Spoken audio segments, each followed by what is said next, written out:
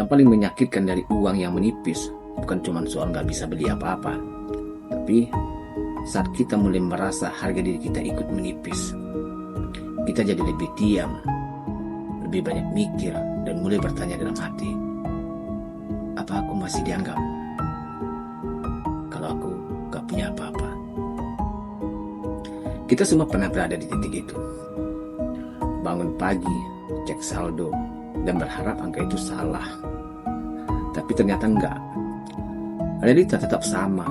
Uang lagi tipis, tagihan tetap jalan, dan dunia gak peduli kita lagi kesulitan. Di fase itu, hidup terasa lebih berat dari biasanya.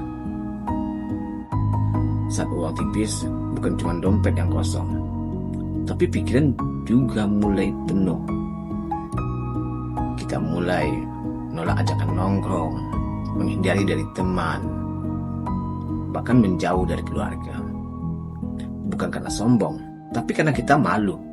Malu gak bisa ikut patungan. Malu gak bisa traktir. Malu karena merasa kita mempunyai kekurangan. Dan yang lebih parah, kita mulai membandingkan diri. Dia kok udah jauh banget. Padahal dulu ya aku yang merintis pada dia. Tapi kenapa aku masih di sini saja? Di titik ini, pertarungan terbesar bukan dari luar, tapi dari dalam diri kita sendiri. Kadang kita berkata dalam hati, ada suara yang bilang, lu gagal. Ada lagi suara lain yang bilang, lu gak cukup baik. Dan tanpa sadar, kita mulai percaya. Kita mulai mengukur harga diri dari isi rekening kita. Kalau kita lagi di fase ini sekarang, apa yang kita rasakan itu, apa yang kita alami itu fakta valid. Menurut psikologi, manusia punya kebutuhan dasar yang disebut rasa berharga. Dan saat kondisi finansial turun, otak kita sering mengaitkannya dengan nilai diri. Makanya wajar kalau kita merasa lebih kecil. Tapi wajar bukan berarti benar. Ini yang jarang orang sadari. Uang itu menguji, bukan menentukan nilai diri kita. Saat uang banyak, semua orang terlihat percaya diri. Tapi saat uang tipis, disitulah kelihatan siapa yang benar-benar kuat dan siapa yang selama ini hanya bergantung pada kondisi. Bayangin gini, ada seseorang yang dulu selalu menjadi pusat tongkrongan. Dia yang paling sering traktir, dia yang paling ramai. Tapi suatu hari bisnisnya jatuh, uangnya habis, dan perlahan dia mulai menghilang.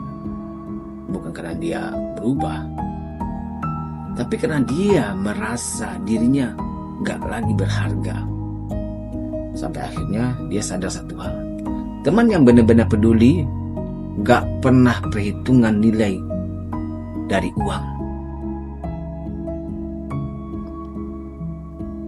Banyak ahli psikologi seperti Abraham Maslow menjelaskan bahwa manusia butuh pengakuan dan rasa dihargai. Tapi masalahnya kita sering mencari itu dari luar. Dari uang, dari status, dari validasi orang lain.